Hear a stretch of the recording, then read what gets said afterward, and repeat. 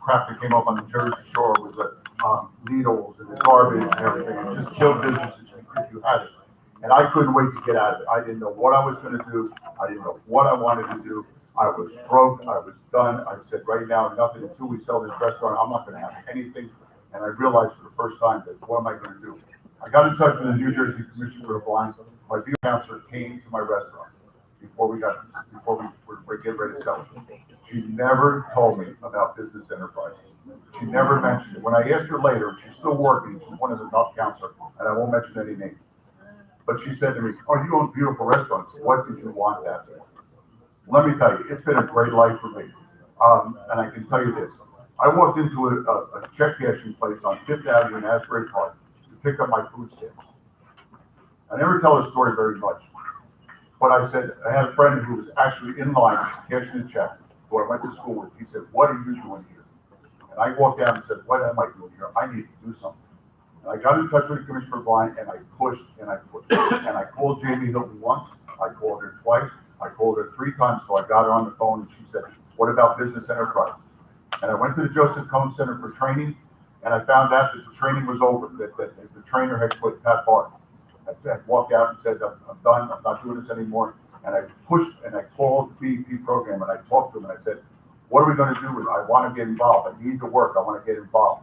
And so I started training because I pushed. Unfortunately, Jim Abrams, who was at the rehab center, died of a heart attack. He was a severe diabetic. They asked me if I could run that place. And here I am 25 years later, the president of the National Association of Blind Merchants. Here I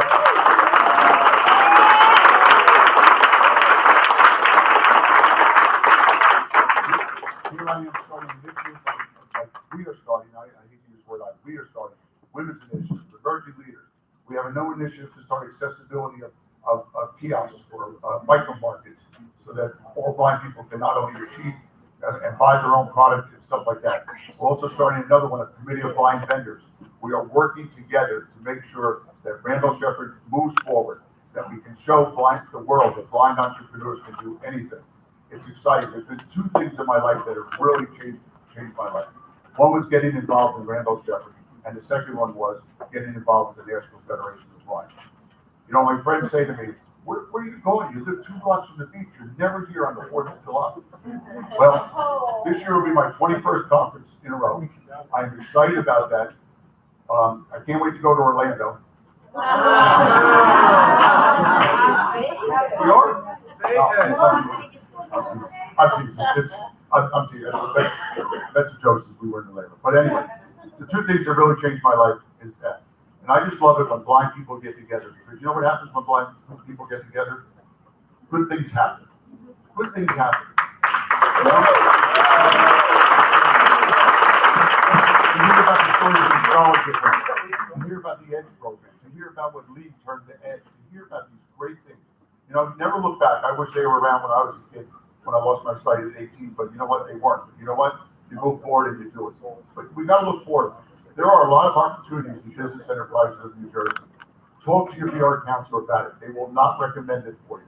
The train, because you know what? They think it's too much of a process, or you're not right for it. If you want to own your own business and you want to be an entrepreneur and you want to grow, let us know. Call me, call Dan, call Tony. Let us know. Call Joe. He'll call me. We'll get the word out. We'll talk about that. We want this to happen for you. If you want to own your business, it doesn't have to be food service. There are other opportunities out there. Carla talked to us at Blast a few years ago about her story, about how great that was. When we talk at Blast, we talk about other entrepreneur opportunities for people who are blind. If you want to go into business and you think you can make it work, we can make that. We can help make that happen. We may steal your idea, but we'll make that happen. Joe said I think he said he's retired, but I don't think, something comes up, next thing you know, Joe will be in business somewhere.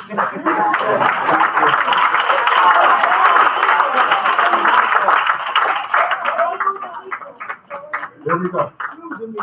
Boom. Anyway, but that's my goal, is to get more people involved. We want to get out. We want to circulate what business enterprises is all about. We want to talk about the entrepreneurs that blind people can be. Don't let anything hold you back. I know this group, You know, I heard those same stories Joe heard, that Carol heard. You know, there's machine guns are at the door. This is a great organization to be part of. We are changing what it means to be blind. I thank you for being here. I'm going to save some of the jokes for later. Yeah. And I thank you. And if there's any questions, I'll take them. If not, I am here for the night. And I'll be sitting over here on the right-hand side of the room. If you have any questions, please let me know. I would love to talk to you about business enterprise. I'd love to talk to you about anything. Thank you very much.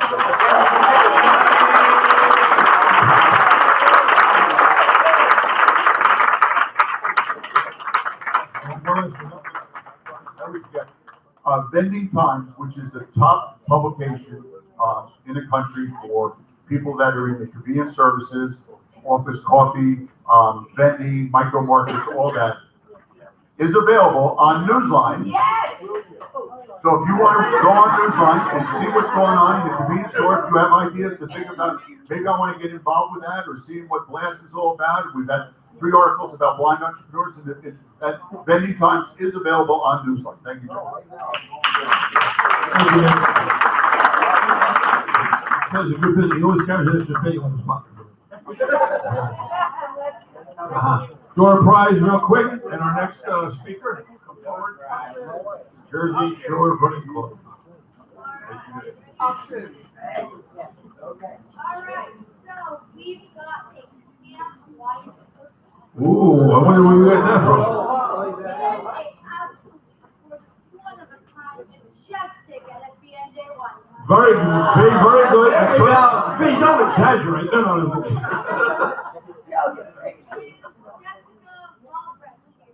Oh, they went home. Yeah. What about Brian King? Brian King in the room? Yeah. Brian King.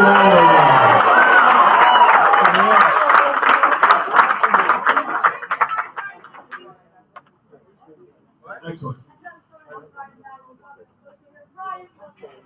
Yeah. All right, let me turn it over to Warrior Princess.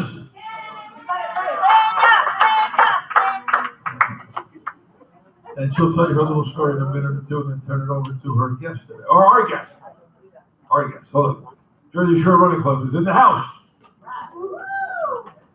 Now I'm gonna cry. So way back in the day, I thought, what can I do to help maintain a healthy life? And I said, I think I'm gonna start running. And people were like, well, you can't see, Linda. And I'm like, yeah, I know, but I think I can still run. Well, you're an asthmatic, Linda. Yeah, I know, breathing's overrated. But Linda, you have arthritis in your knees. I know, I can run through the pain.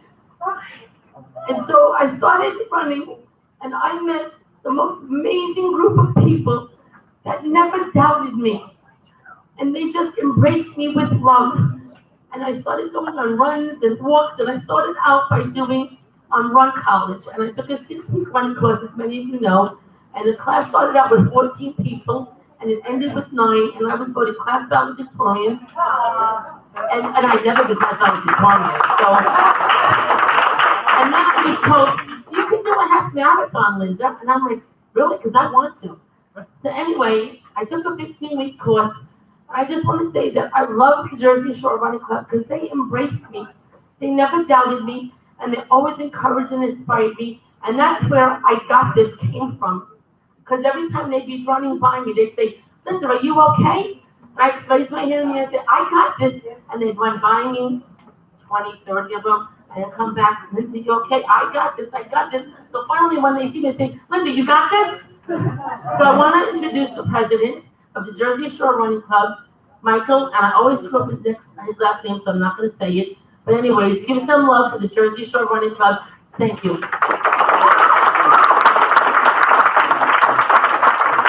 Thank you very much, Linda. I am Michael Procopio. I'm the president of the Jersey Shore Running Club. And I got to tell you, Linda is an inspiration for all of the people in our club who know her. We have runners of all shapes, sizes, stripes, you name it, fast, slow, skinny, not so skinny, short, tall, and we're open to everybody. But when you're running down the boardwalk and you see this woman with a vest on, identifying her as a visually impaired runner.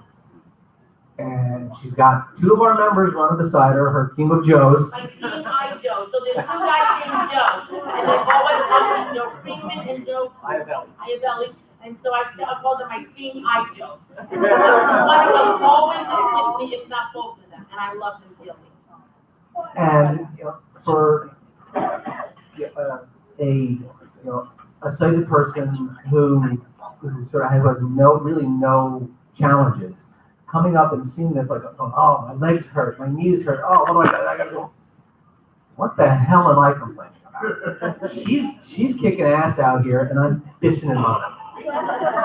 So she's an inspiration. She's come to a bunch of our events. She's recruited people, and she's been a really big proponent of running as part of a healthy lifestyle.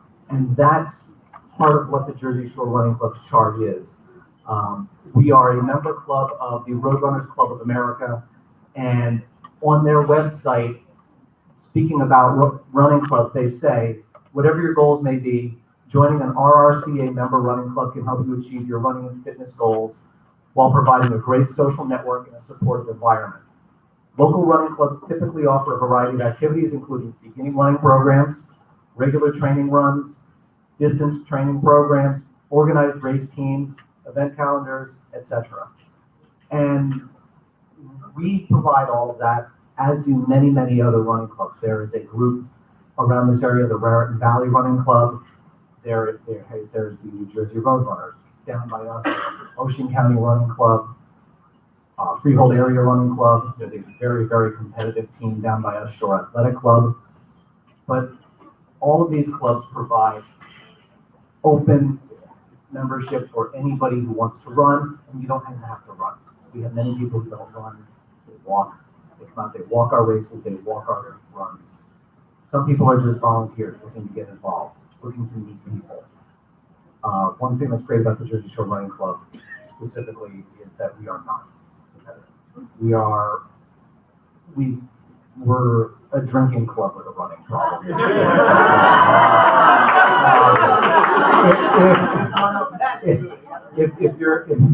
If you're interested in the after party, so are we.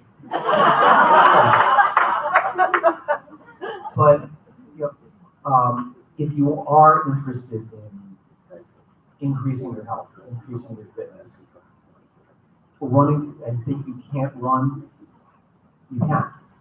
Anybody can. I see it down by me all the time. I run with guys who are, you look at them and go, oh my God, this guy's gonna have a heart attack running this race.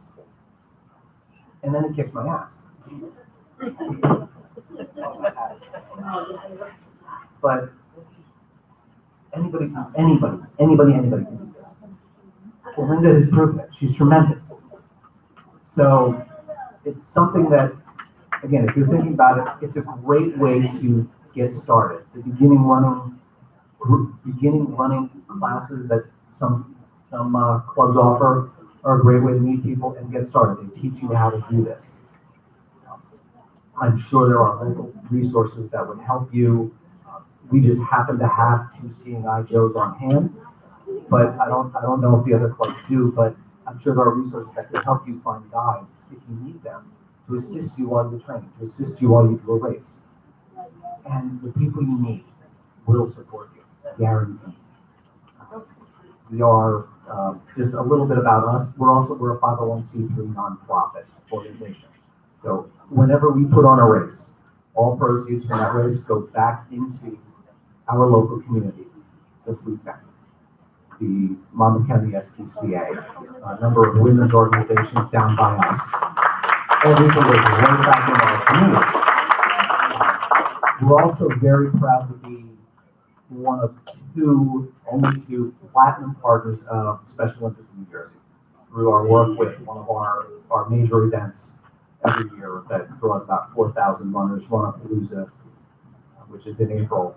But this, what people would think of as sort of like a leaky running club down in Delmar, New Jersey, and then we outraise companies like Black Rock and Johnson & Johnson. So we're very proud of that. Like I said, we're a casual club. We like to run and we like to have fun. If you are from the Monmouth County area, we have multiple group runs during the week. We have 2 on Sunday mornings, 1 at Bodman Park in Middletown, 1 in Ocean Grove. Both of those are about 8 in the morning. We have a Tuesday evening run in Long Branch that starts about 6:30, depending on time of year. We have a Wednesday evening run at 6 or 6:30 in Ocean Grove, depending on the time of year. And we have a Thursday morning 6 a.m. run in Belmar and a 6 o'clock at night run in Belmar. And everybody's welcome. You don't have to run a certain pace. You don't have to run at all. We have many people who come to the runs who just walk a mile or 2 and go out to dinner with us, go out to breakfast. And we have a number of certified coaches that can help people get to where they want to be. We also can hook you up with coaching programs that either our members run or that we know. One of them, which Linda mentioned, Run College, is run by one of the former presidents of our club, and another great runner. They do beginners classes, they do half marathons, they do speed work. And another really, really good one, and this is sort of piggybacking off the previous speaker who mentioned for women, it's called Bella in Motion, and it's women coaching women. So it's geared specifically towards women to help them. So there are lots of resources as far as being able to get out, move, do it, because you can, anybody can. I'm happy to take questions if anybody has them. Unfortunately, I was in charge of a race last Sunday, so my schedule kind of went completely sideways and I didn't prepare like I should have for this. But I'm much better on the fly. If people have questions, I'm happy to answer them. Yes? Running class, what is that? We help teach people run or Yeah. So the running class is, for example, a beginner running class. It will be gearing you to run your first 5K. They would take you and say, okay, today we're going to run, and I'm saying run in quotes, run for 2 minutes, walk for 3 minutes. Run, and they will build you up over time. So now you're running a mile without stopping. We're running 2 miles without stopping. We're running 15 minutes without stopping. Whatever your speed is, they will do that. For a different class, like a half marathon class, they assume that you can already run 4 to 5 miles. And depending on your level, your first week, you'll run 5 miles. The next week, you'll run 6. The week after that, you'll run 6, and they'll slowly build you up over the course of 14 weeks or so to where you can run at least 11 or 12 miles to finish that 13.1.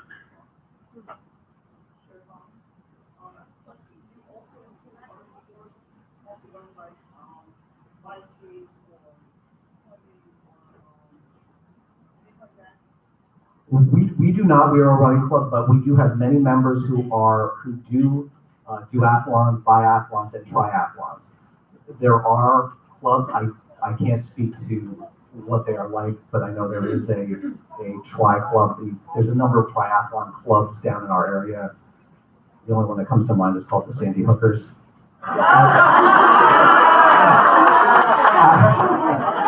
Obviously out of Sandy Hook, but there are people who do that, but unfortunately I don't have information on what kind of programs or coaching or what have you that they do. Okay, I have a question. Do you also teach beginner technique, methods, gear, what kind of proper gear to wear, safety, things like that? That will be included as far as like safety and your time of year might matter. Like this time of year, they would certainly tell you reflective vests, headlamps, things like that. As we get into winter, what they would help guide you towards what kind of clothing you would want to have. You don't want to be wearing a lot of sweatpants. You want to get your spandex or your compression tights or whatever. But they would help you not as a specific, more like guidelines. One more question. That was kind of long.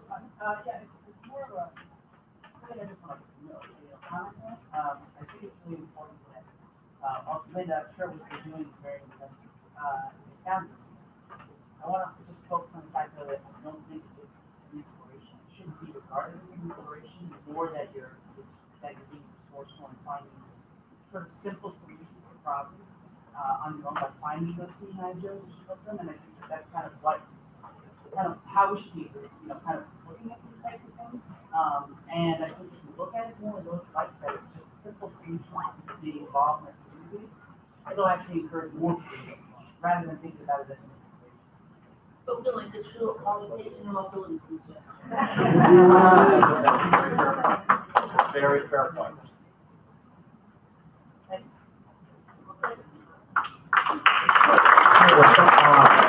Thank you very much. I really appreciate the opportunity to come speak to you, and I'm available for a little while to answer any other questions if you have them. Thank you. I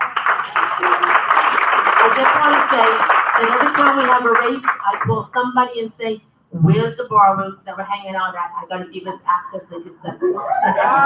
And if it's not, one of my seeing eye Joes will drive me. Michael, I want to thank you so much. I love you guys. I always felt nothing but love from all of you, and they always pushed me. So thank you for that.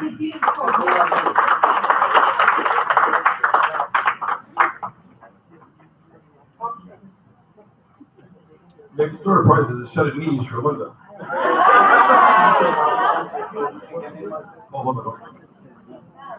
Is Mr. Iyer in the house? Mr. Watts? Yeah. What up? While Iris finds himself to the table, do a door prize. All right. So, we've got a mini waterproof Bluetooth speaker and a majestic one-of-a-kind wine glass for Connor Mullen.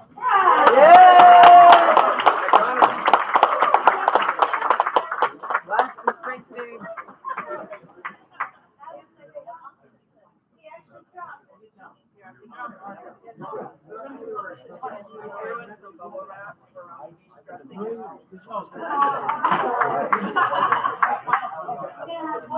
Connor, come forward to it, Connor, and put you on next, and I'll move you around. You're a mobility guy, you like to move around.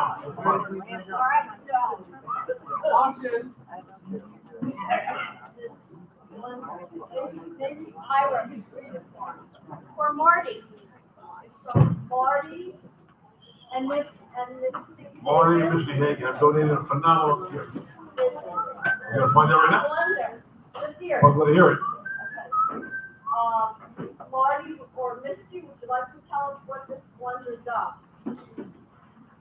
It blends. It's incredible. Voice operated. No, I'm No, it is voice operated. Judy, turn it on. It's voice operated. I hope she's not in the room, but she's like trouble. Marty and Misty, one of the two are the All right, we're gonna do this later there because we're falling behind time. Well, okay, it's a blender. Marty told me last night, because I asked him what it was. It's an Oster, so you know it's a trusted brand name. And it's a blender, a food processor, and a chopper. And it's not like, but wait, there's more. It does three things. So you can blend it, you can do a food processor because it has different blades, and then it chops too. So, a bread box. It's in a carton with the foam, inserts to hold it thick. But the size of a regular blender, and then there's a container on the bottom that's a little wider that substitutes it for the tall blender container. This is how they mix it up with Joyce. And set it and forget it. And it looks this blender, I'm told, looks very nice in anybody's house. It's a cook.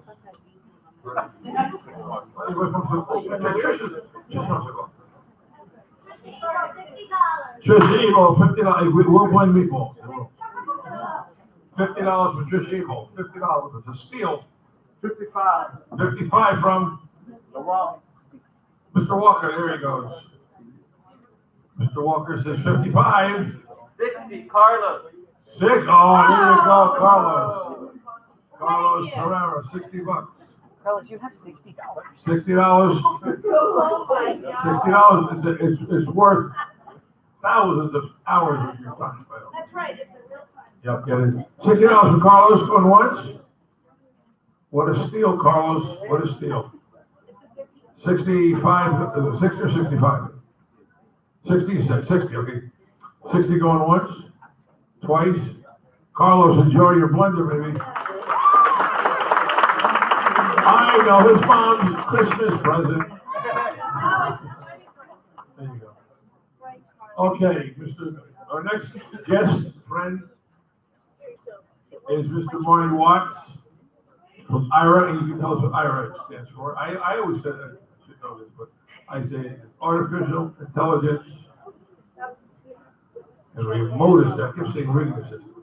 So artificial intelligence, not Ruffalo. Let me give you Marty. Thank you, Joe. Thank you, everyone. So, rather than ask you if you know what IRA does, I'm just going to show you what IRA does. So we're going to call an IRA agent, and I have the IRA app installed on my cell phone. And so basically, we're going to connect with a live human agent, and we'll see what kind of description they do. Oh, okay.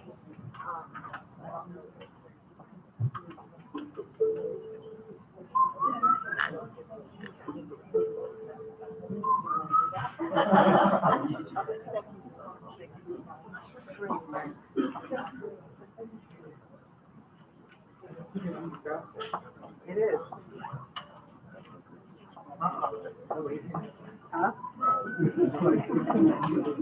It is a busy afternoon. There are 6 other conventions. Oh, that's right. Hi, Cody. This is Marty from IRA. Cody, if you could speak as loud as you can and held up to the microphone here. Why don't you just give me some description of what you see? I see you are standing in, looks like you're seated in front of a crowd into a large ballroom area. I see a gentleman walking across the front of the room wearing black pants. There's a woman waiting to your left, with the around. It's going to be in colors. It's almost like a floral design. It has red, yellow, and blue. Almost like a flower design. There is a woman straight ahead in the front row wearing a pink shirt and black pants. And her friend is just looking at her shirt. She's wearing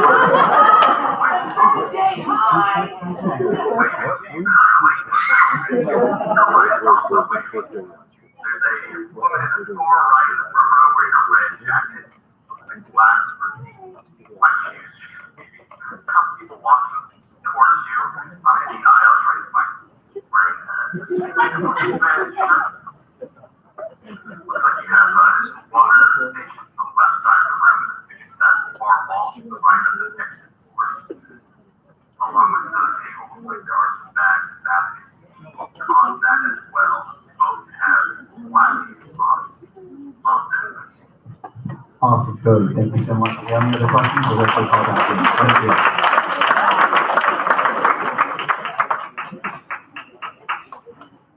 So in about 5 to 10 seconds, Cody answered our call, and Cody's job was to do one thing, and that was to provide me, as if I was an IRA Explorer in this hotel, trying to navigate my environment, to provide me with any access to visual information, and that's what IRA does. So we are on we are on a mission to make this world a more accessible place, and IRA can simply be an app installed on your phone that you can use when and where you need it, when you need to, for the reasons that you need to use it. It's very dynamic. Some things that I wanted to call out that I think are unique about this weekend is IRA is free here anywhere in this hotel property. So we've made this hotel what's called an IRA access location. So anyone with a smartphone, Apple or Android, can install the IRA app, and you can register as a guest. Guests can use IRA in any IRA access location location for completely free. So some other IRA access locations that are somewhat nearby is any AT&T store across the country is partnered with IRA. So you can arrive at that store, call into the IRA agent, check out some phones, browse, do some shopping. The same thing is at every Wegmans. So IRA is enabled at all 98 Wegmans stores. So you can now grocery shop on your own, at your own pace, without any sighted assistance. So you can truly ensure that when you're picking up those strawberries and you know that they won't have white shoulders and that your fruit is going to be perfectly ripe, not relying on someone that might not have this same food preferences as. Something to piggyback on, based on what Nikki was just saying, is that IRA is in full support of entrepreneurs. And the way that we're doing that is any small business owner has the ability to call IRA for completely free to deal with tasks or issues related to running their small business. And so that's, this is the key. So we partnered with Intuit, and so Intuit said, not only do we want to have support for our customers that are using QuickBooks, but we want to basically support anyone who's blind or low vision, running their own business. We want to underwrite the cost of that. So again, with the IRA app installed, not having subscribed, chosen a plan, or paid IRA a dime, you can call IRA for free as a small business owner. Maybe you're giving a talk and you have a 5 to 10 block walk in a brand new city. IRA will assist with navigation tasks. Maybe it's formatting your presentation for that talk. IRA will help you get it all ready and docked it up. So we are committed to bringing more businesses into the fold, to bring more IRA access locations, so that when you arrive at your grocery store, your pharmacy, or your transportation center or hospital, it will all be members of the IRA access network, providing service as a courtesy to you. Thank you.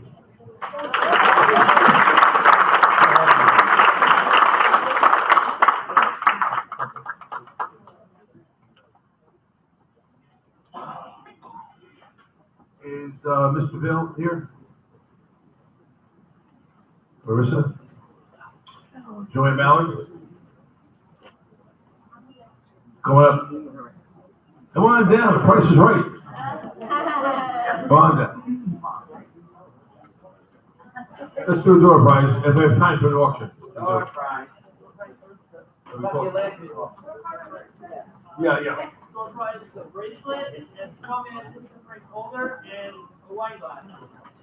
And Donna Hennings.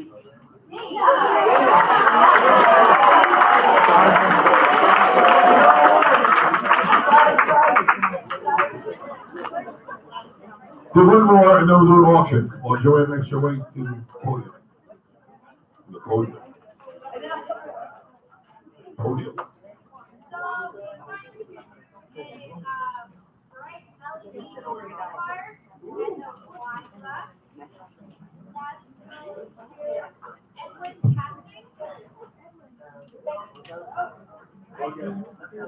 Is anybody here? Just checking.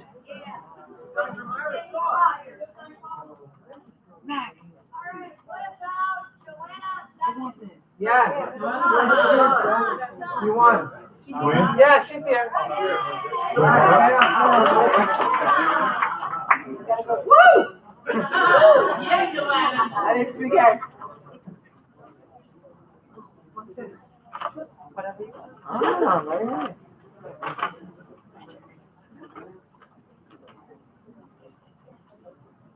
Ooh.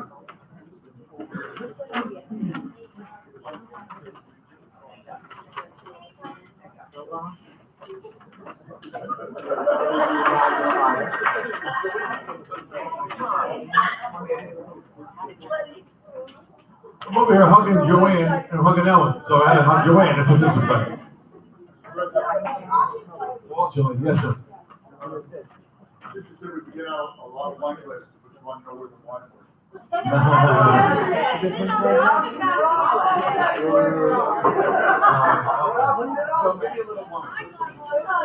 All right, we'll do one auction and then we're gonna get going.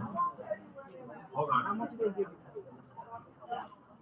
We have a lovely Vera Bradley travel organizer, and it is, a light, green with, flowers on it, and it's just very, very lovely.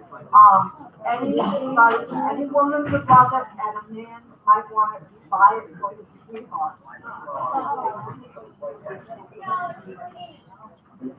$50 for D. Martinez. Bigger, 60. Bigger, 60. Buy-in 70. Buy-in, 70. 75. 75. Bigger's 80. I knew he'd give it. I knew it. I made good eye contact with, right, man? Good job. 80 for Biggers. 80 for Biggers. 80 going once. 80 going twice. All right, Sonia, Merry Christmas.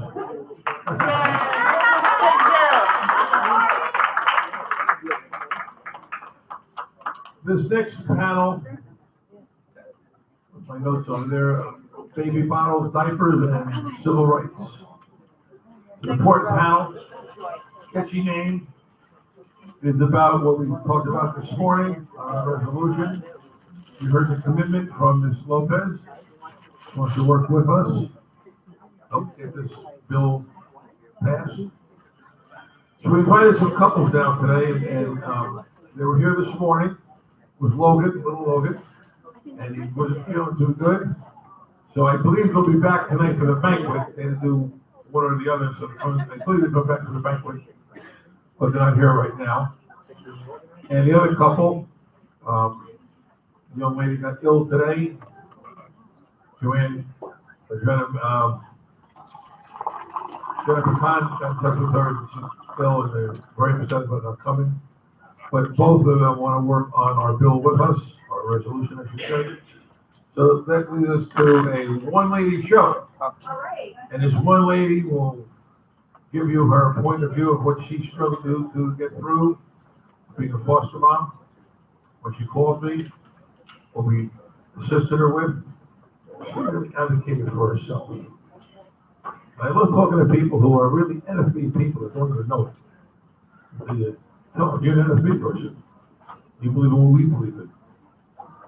So, without any further comments by me, I'm going to turn over to our good friend, new member of the Resolutions Committee, who will be joining the Northern Chapter shortly, Joanna Malik.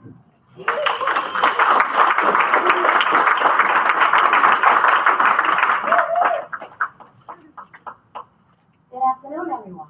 Good afternoon. First, I would like to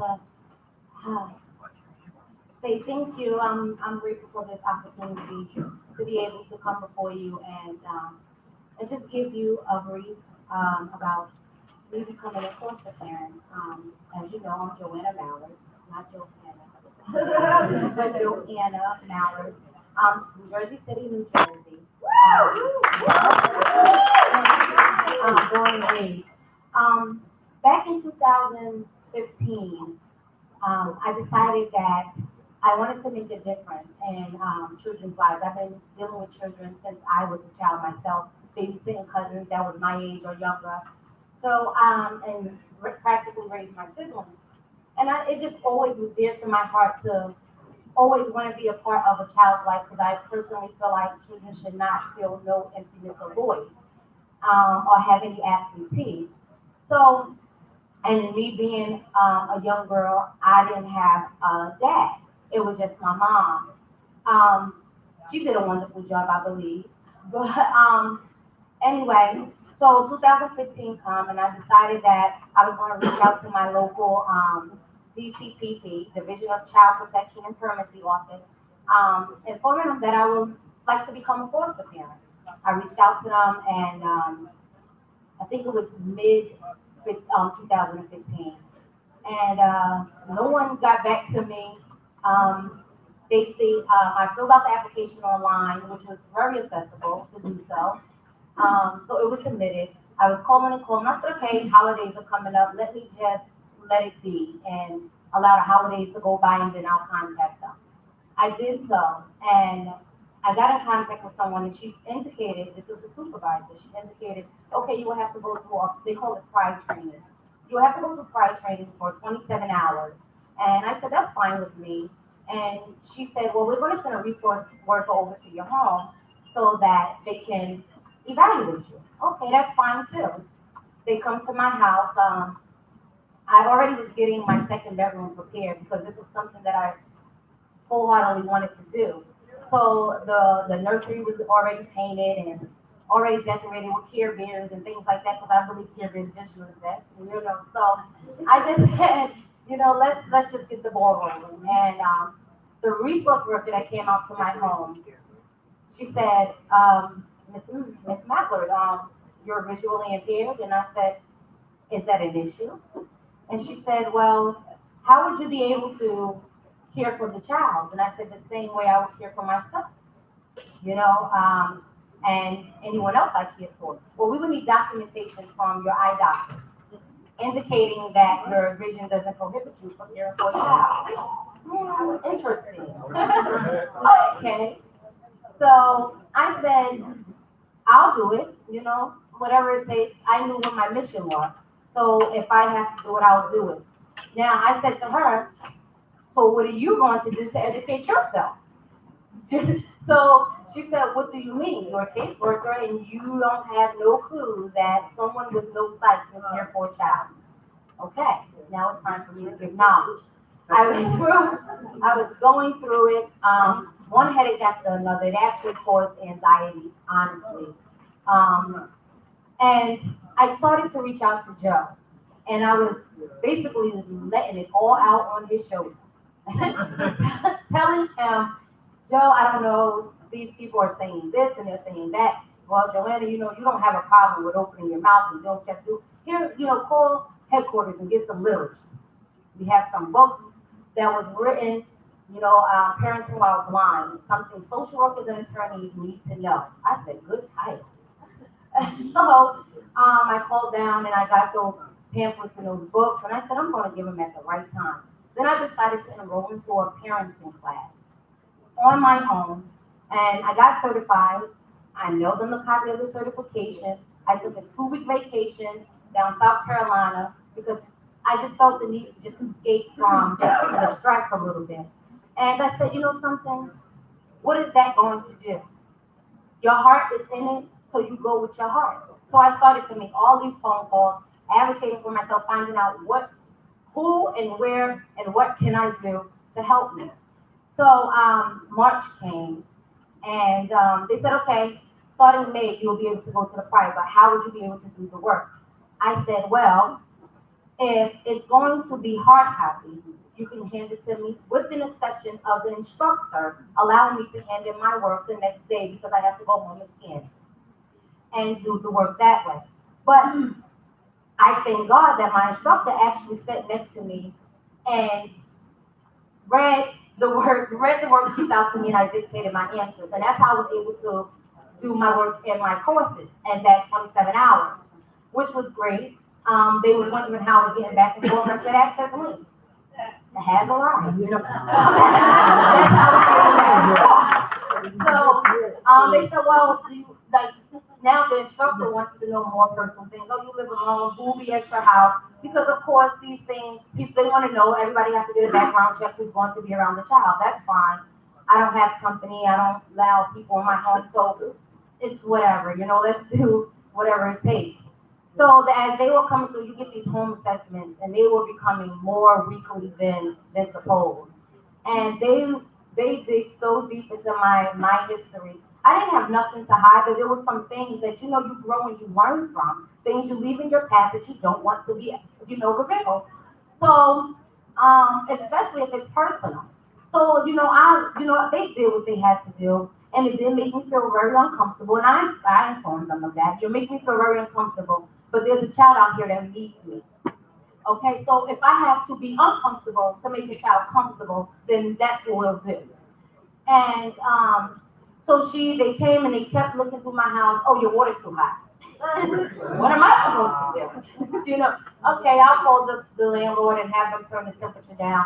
Oh, you need lots of this. Okay, I had all that. So they were just repetitiously just repeating everything. And I'm like, it's done. They didn't want a license. So I reached out to Joe again, and he said, okay, you know, Miss Mallett, we'll get on. And he informed me of, I believe the mom and the dad was from Missouri. He informed me of that story, and it touched me. And I said, no, Joanna, you're doing it because children need you. So don't give up. And that's one of my main things. Don't give up on anything you believe in. If your heart is in it, you go for it. And that's my life motive. That's what I do. So to make a long story short, I got licensed July 22nd. I was the first one in my county, first blind foster parent in my county to be licensed. And I said, well, thank you. I went through it not to say, oh, I have a license, but to make a difference. And I got my first baby. She was born August 5th. I got her August 7th.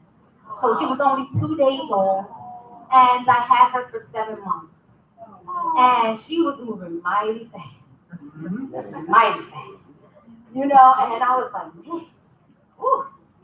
I thank God for easy folds because the car seat wasn't working anymore. You know, but I ended up happened to leave my apartment that I was in at the time because the new owners took over. They didn't want to fix the heat, and who's going to have a baby living in a home that's cold? So I went to my mom's house. And my mom had radiators. The baby is walking, taking steps and crawling at 6 months. So, you know, I did things to inform myself of where she was in the house and things like that because I got it from the book. Bells on the shoelaces and things like that. And there was no actual significance to knowing if the radiators was on. There was no sound, you know, no hit. It was nothing. But I checked it before I put her on the floor. I sat there and I allowed her to crawl. And then next thing I heard her bathtub fall. So I reached for her. Her bathtub was leaning against the radiator. And I reached for her. There was no crying or nothing. And we fill on our children. I felt her up and found out that she burnt her foot on the radiator. So I went to the emergency room. Of course, I called them to come pick me up. I went there, took her, and I reported the issue. They didn't have to find out. I did it myself. And I told them what it was. I took my own pictures. I did what I had to do. And, you know, they said, okay, Ms. Mallett, thank you for reporting it. So Monday comes, and she has a visit with her mom. And her mom, you know, she was a mom. I'm going to send her like she was being a mom. And with her concerns, they sent, so, you know, caseworkers out to my home, and this gentleman, I'm still calling the gentleman, I'm being nice. This gentleman came and, you know, he asked me to display exactly what happened, where I was sitting and things of that nature. So I had to play the scene for him. I played the scene for him, and he came out of his face and said to me, you shouldn't have had a child in your care in the first place because you're blind. Oh. I said to him, can you please repeat that because I'm going to record you. And the thing is, I take everyone who was visiting my home because with a foster child, you get constant visits. Caseworkers, things like attorney lawyers for them, you get constant. So I had them sign logs the time they came into my home and the time they left my home. Their reason for being here. And that I was doing that to cover myself. So when these particular caseworkers came out, they was from the investigation department of DCPD. I took their name and their ID number. So I knew he wasn't going to repeat it, but I already had you.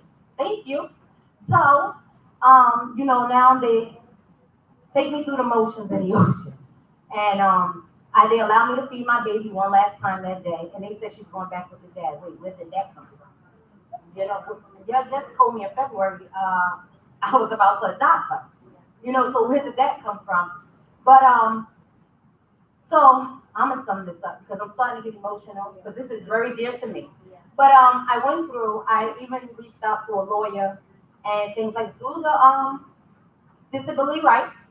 And they advocated for me, and they fought for me. And I told DCPP, you can have my license, but my name and my character shall remain. Because they was trying to get me for neglect, abuse, saying I did it, and things of that nature. No, that's a lie from the pit. You would not put that on me.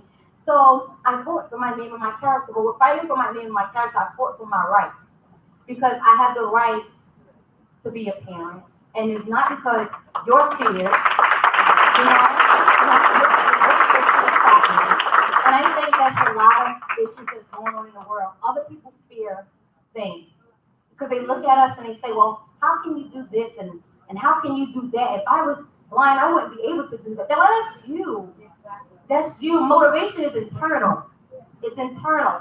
So if where the mind is, the body will follow. So if your mind thinks positive, you would be positive. So I don't set myself to any limitations at all. The only thing I can't do right now is drive, and soon I will be doing that. I want that done. Okay. But anyway, you know, so to like I said, to end this, I still have my license. I still am a licensed foster parent. I will be getting a child. I've been looking into it again because it didn't stop me, even though that hurted. That was my baby, you know. But I will be getting a child. My name and my character is still intact, and they do have a lawsuit against them for discrimination. So,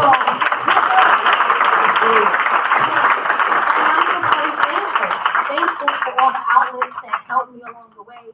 Joe was very, very helpful. I looked at him as a dad my entire life, you know. Right. So he was a dad to me. Never once he said anything that rubbed me the wrong way. It was just always positive. And I felt so loved and embraced in 2015 convention where everybody is just like, you know, oh my God, Miss Mallard, like, you know, let me see the baby. She was pat. I didn't have to handle her. Everybody else handled her, you know, which was lovely. You know, she made a lot of noise, but that was quite right. That's the baby too. But I'm here to say, if you're seeking to become a foster parent, an adoptive parent, whatever, go for it. And don't let people stimulances or their fears stop you from growing. I may have lost my eyesight, but I didn't lose my vision, and that's one of them.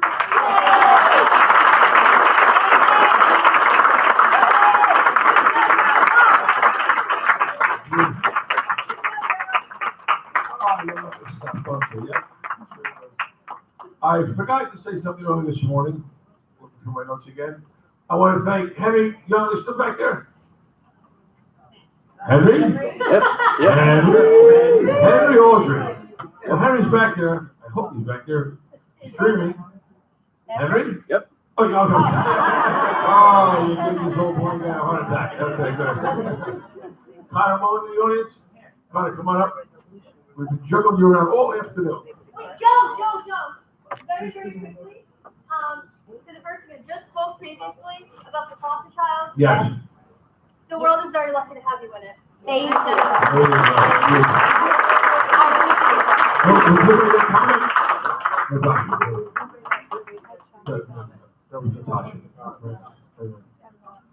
We have two more to have up here. One is Connor Moen, who was on this morning. We're going to move him. So Connor, in about 10 minutes or so, do the thing that you do best. Teach us. Inspire us. Motivate us. Pressure us on.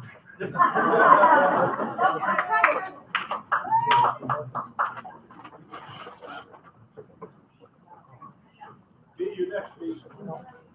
Well,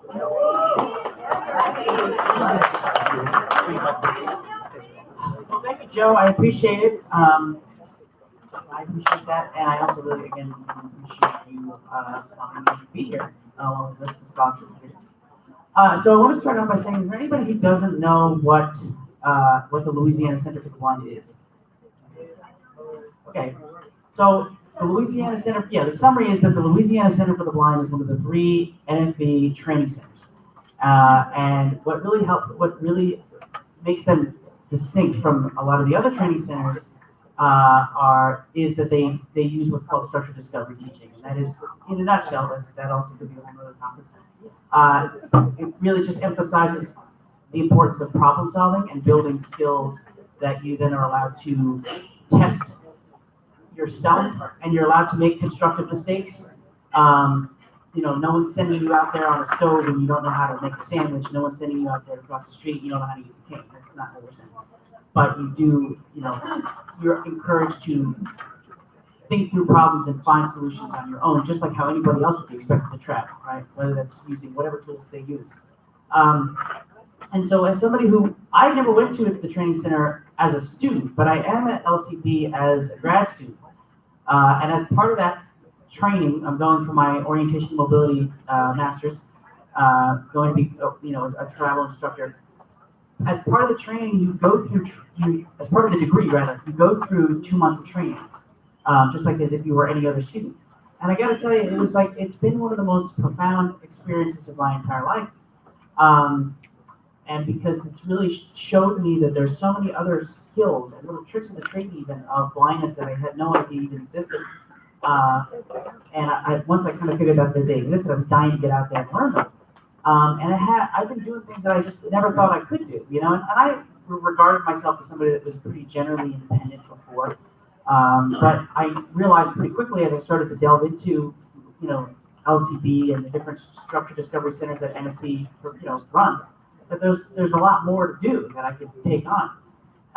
And just doing things that I just never thought were possible. I mean, I went to, in 2 months, they had me, you know, I was crossing over, I was going into New York City by myself, it was always a dream of mine, and going, they sent me, I didn't know where I was going, I called my travel instructor on the way on the train, I said, where am I going, Marco? And he said, get a ticket, you're going down to Battery Park, you go to the Statue of Liberty, have fun. And then when you get there, you're gonna have to find a bunch of stuff. I'm like, ooh, okay, better do that before it starts thunderstorming. And it was just really liberating to know that I could do that, you know, and I'm like, if I can get through New York, and I can listen to each intersection and approach it safely, and I didn't look ahead, I knew where I was going, but I didn't need to use, you know, any other tools other than my cane and my brain, and some cash, obviously the subway. But like, you know, all that, it was just, it's been an absolute eye-opening experience. One of the other things too is airports. I used to do airports, but I always assumed that I absolutely had to get assistance. Someone had to, you know, I had to do sighted guide to get to an airport because I didn't know the airport. It's incorrect. What really is the case is that once you learn the skills of how to deal with unfamiliar environments, public spaces, right? You know, whether that's an airport, a mall, or whatever, learning how to ask for directions to get good directions, you can just with those simple skills, right? Like we were talking about before, I was talking about simple skill learning. And you learn some of these skills, they take time to get good at them, but they're pretty simple. The concepts are simple. And you make these adjustments and you can do these things on your own. And to scale an airport all by myself, to run off the plane, I had about an hour layover, not the best layover when you're in Atlanta Airport. The place is massive. I made that, I was 30 minutes early. I got off that plane, I got 2 terminals over, and I was right where I needed to be. And everybody was freaking out thinking I didn't know where I was going. I was, I'm 2 gates away, people. We're going fine. And so, again, I don't say that to be saying that this is an inspiration and, you know, I need a big clap on the back because I, you know, did my own airport trip. No, it's that this stuff's actually very doable if you learn these things. And that's really the value of Louisiana Center for the Blind and a lot of these other training centers that are out there. I just want to briefly touch on, you know, we've been hearing a lot about today, you know, stereotypes that sometimes can come down from agencies, right? Or from various people who feel like blind people can't do certain things, right? Well, sometimes, not all the time, but sometimes we find that there's a lot of stereotypes about blind people can't teach travel. Maybe they can travel on their own, and there's a few good travelers out there, which I think is an understatement. But people can't teach travel. They can't monitor other people. They're going to get people hurt, and they're a danger to themselves and others. And I see what blind instructors can do, the value of that approach, and having people learn from other blind people. Not saying that sighted people can't do it, but even sighted people who understand the value of teaching people how to use non-visual skills, and seeing the impact that has on people that go through these training centers. You know, you have people who come in and just lost their vision, and when they get out, they're getting dropped in unknown areas and walking 20 blocks back to where they know. Across the interstate, you know, crossover bridges, dealing with all kinds of really complicated intersections. That's incredible. I mean, it's incredible in terms of how much work they put into it, right? And because they have the proper role models and people who believe in it.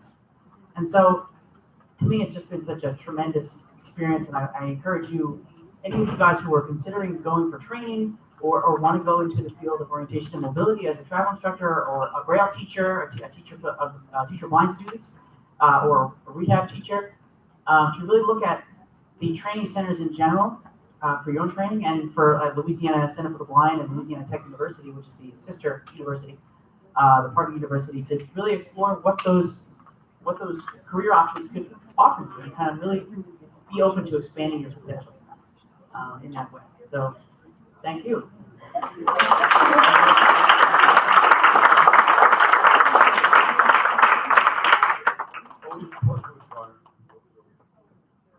We have last but never least,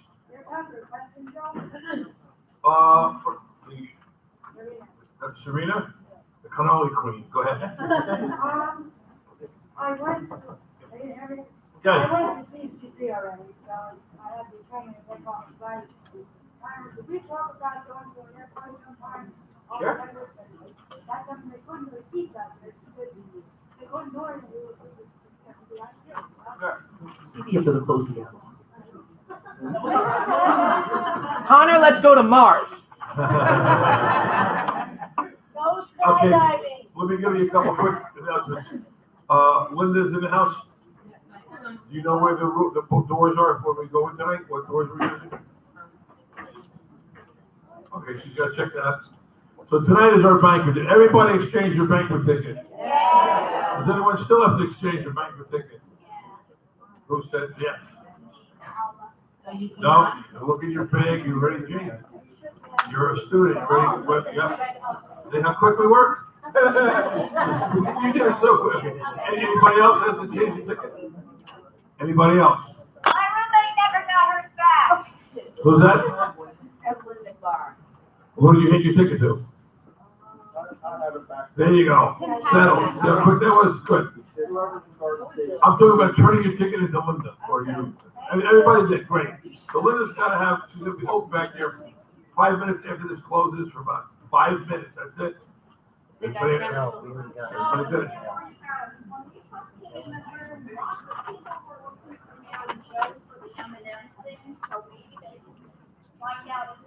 Yeah, I think they decided not to do it. There was no movement on it, so we have a lot of M&Ms. That might be a nice auction price tonight. M&Ms with some gift cards. You name the flavor, we got it. I would be. Yeah, because people are looking to do it, Joe. They keep coming back here. Okay, I just have one quick announcement. I promise I'll shut up about cakes for the rest of my life after stuff. No, I won't, but I at least have to say it. Anyway, so this is the last announcement. If you have canes, cane tips, fragments of canes, anything, please bring them to the door prize table either at the banquet tonight or tomorrow morning. So thank you. You said you want to do the heat with me to drop the games off. Okay, let's go in. Tonight, the banquet is our spotlight event. Every bit of this convention is a spotlight event. But the banquet is really our floodlight event or whatever. Floodlight. There's those big floodlights when you break out of prison cells, like when you used to break out of prison. Remember, Trish, when you broke out of Rowan prison? They put those big lights on. So, listen carefully. Linda's got to read off what door you should go through tonight. Hold on. A door. Of course, you go through A door, but we're going to find out in a second. We're going to line up outside.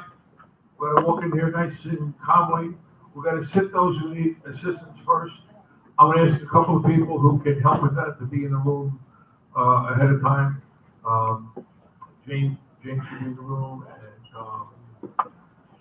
Carol and Billy if you can, and then Mrs. Mackey and some others, just to help people get in there. So we're going to get those who need assistance to their seats first, wheelchairs, walkers, old guys like me, or people who may need some knee transplant shortly.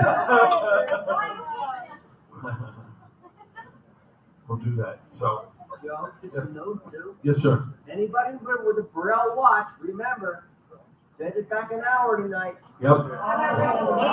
You gave an hour. We hope to start the, let me know how many auction things left there. Give me a count. The doors will open approximately 6:40, 6:30, 6:40. So just be down here by 6:30, so get those people in. And then tonight, for the first time, we're gonna try something. A cash bar in the room, for those who want to have a drink or two before. 10 minutes before the keynote address, the bar will close. So we understand each other. The bar will close 10 minutes before the keynote address and throughout our presentations. Once the presentation is over, drink and spend your money on the rest of the auction gifts. Yeah, 13.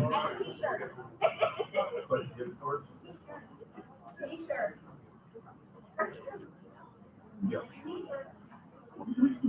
Okay, we're just gonna give you the doors, so look what ticket number you have or table number you have, and you know what door to go through. Okay, so it's going to be set up opposite of the way that we're right now. So to my left is going to be the head table. Leading into Crystal Ballroom A. No. To my left. Okay, so that's. You're right. Where you are, right where you are.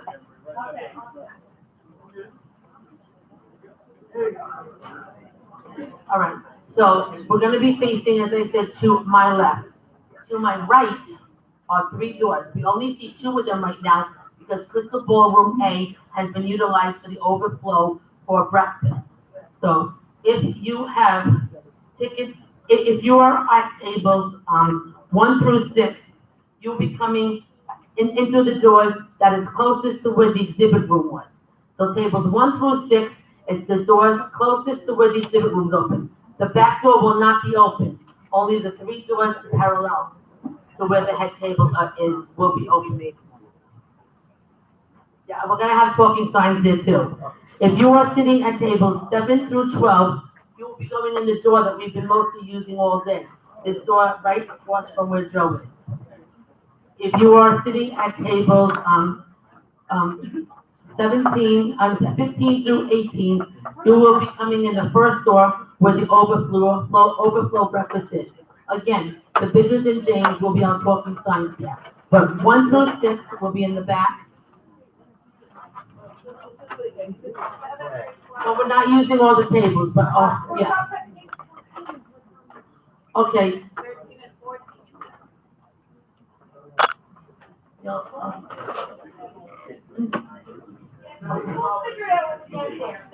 Yeah, no, Amy's right. 7 through 14 is in the middle. 7 through 14 is right. Thank you, Amy. Yes. So 7 through 14 is in this middle table right here. So 1 through 6 is at the back door, and the rest of the tables, 14, 15, and 16, are behind us, the door behind us, which are leading into Crystal Ballroom A, which we have not been using except for the overflow where the students met. Any questions? Maggie, Yes. for those who are at the head table, which door did they go through? Anyone you want. I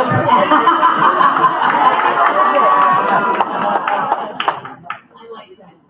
Okay, and you know what? This is just true form, because Brian is always keeping me on my toes. I love you. All right? Are there any other questions? Yes, Amy.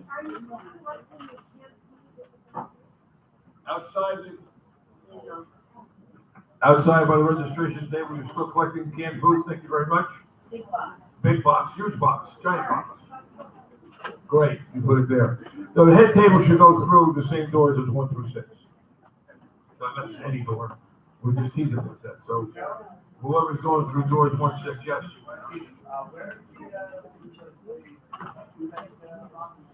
Outside this main door, we came in, over by, walk down a little bit, walk down about 20 feet. To your left is a big giant box, a table, stick it there. Yep. Okay.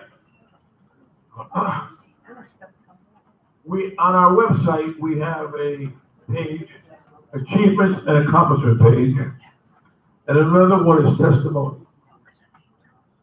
I love to send those pages out when I'm trying to raise some funds. Because they're heartwarming. They're true. They're from each of our members. We only have a handful there. I'm asking those in the room to consider writing your achievements and accomplishments. Look at that page, here the format is to do the same. And also with the testimonials. So with all that said, a young lady, you like that big? Okay, we gotta talk to you.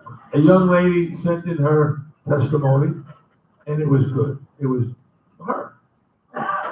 And after reading it, I sent it to Kathy Gabry, who is our editor of the zoning board. Kathy, I have an idea. Every issue we should have in our issue, why am a federations? Or why get involved? So we're gonna do that. So the first article, this fall issue, was written by B. Olivetti, good friend of ours. Put your hands together.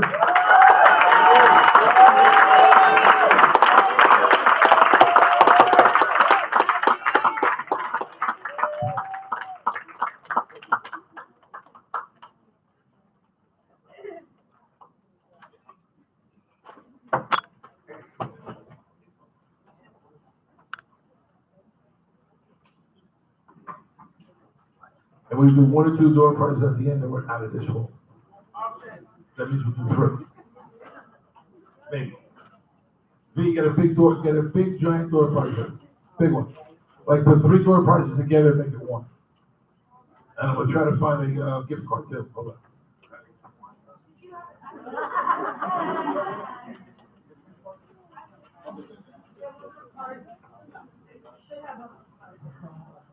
Good afternoon, fellow Federationists. How are you today?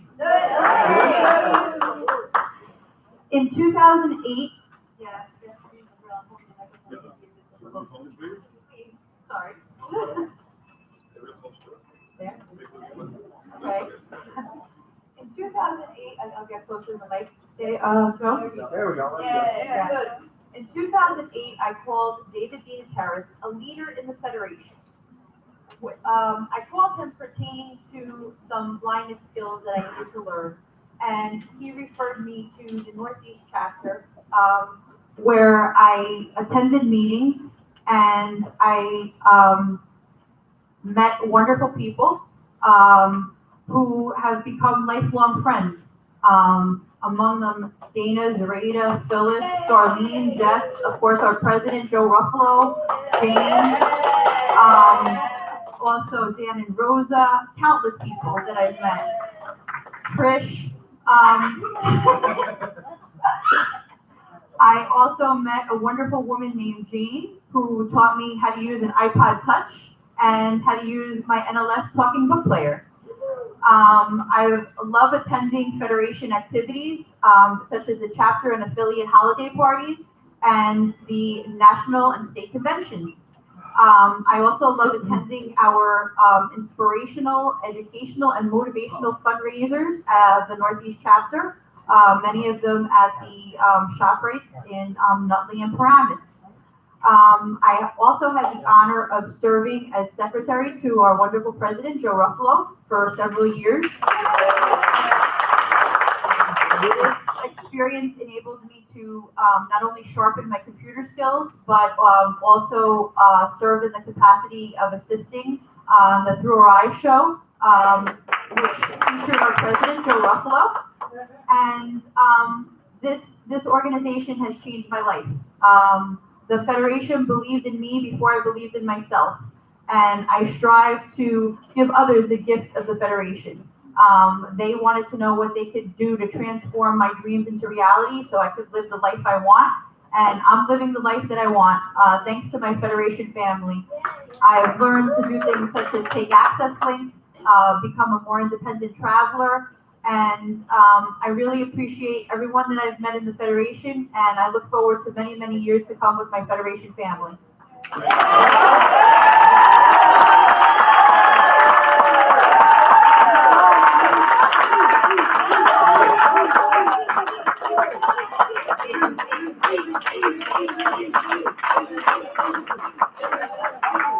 Very lovely. Very good. Excellent job. I have a gift for you back there. I'll give it to you. It's the brain. Take it to work. Take it outside. Give it to the mayor.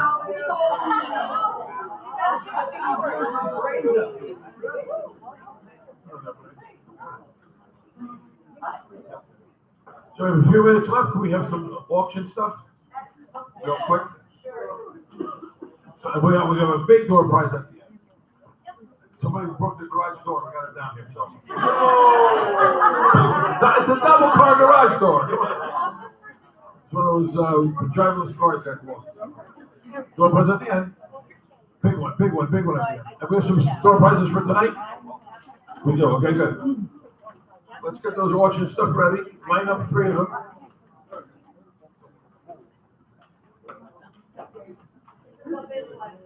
Big one, she said. Not the microwave oven. We're gonna hold whatever. We'll do that tonight. Let's have it now. I want to Have it now. know. Okay, we'll do it now. You do it now. Do it whatever you want. You guys are jerks. Wait till you hear. Wait a minute, guys. This is incredible. Takes 2 people to carry, just so you know. Everybody is. Belted in the plan and just get it there. Got it. Linda. Of course.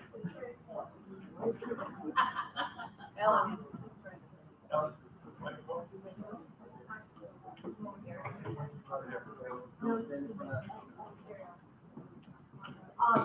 We have a tactile microwave from LS&S Products. If you've ever ordered anything online, they have a lot of great stuff for blind people. And we have a mitt for cooking, silicone mitt. Well, I don't protective mitt. We have tongs. We have a special bowl that you can put inside the microwave that won't burn you when you come out. And then we have different measuring cups and measuring spoons. And I'd like to tell you, and I'm pretty accurate on this since I was the one involved in recruiting this. The value of all these items is $160. So you tell me where you want to start the auction. Sammy, $1. Melinda's $160. Thank you. Any other? Biggers, $170.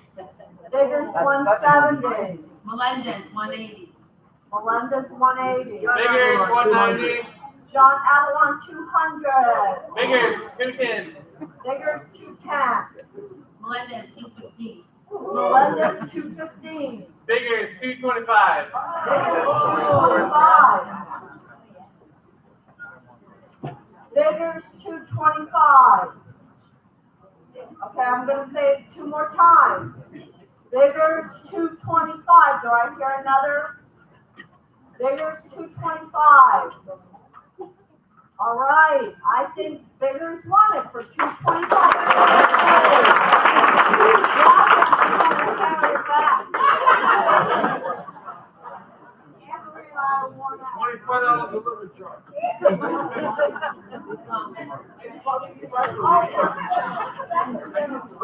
Have fun getting it home, man.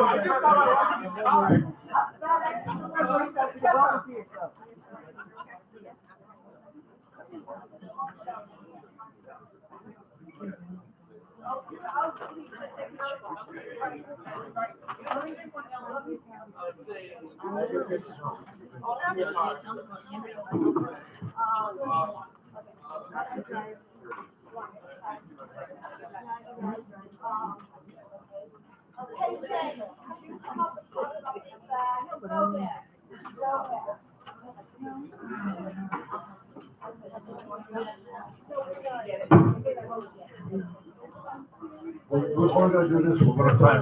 It's just 5 o'clock.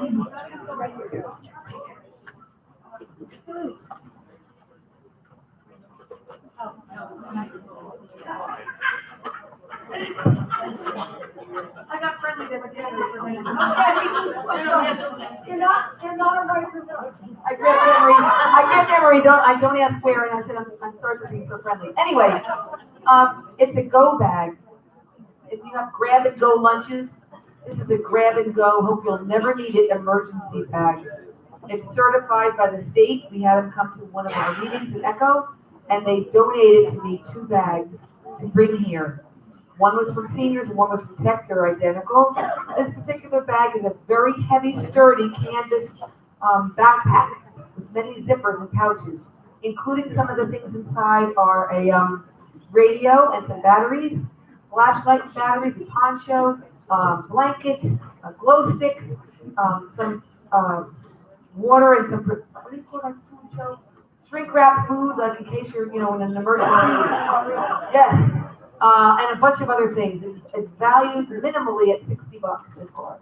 John Avamont, 90. John Avamont, 90. Anybody else?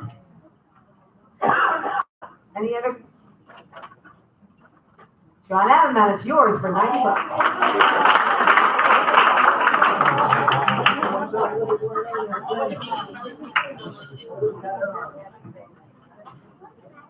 John, you get that $90 plus by next week, all of the public service announcements you'll ever want. We'll get it to you. Absolutely. All right, we gotta clear the room. Do you want to do one more, real quick one or not? No. Door prize, we gotta get out of here. We gotta turn the room over. So let's do a door prize. Big one. Well, your name is in there. If you win it, you win it. And it's a winning dog. Hey, be good, be good. Talking watch.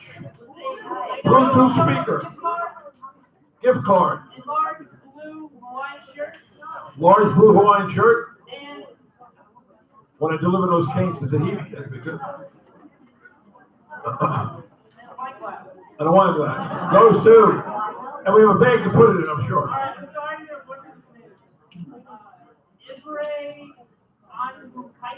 No, I don't think he's here. He was here earlier. Go draw again, let's go. Rick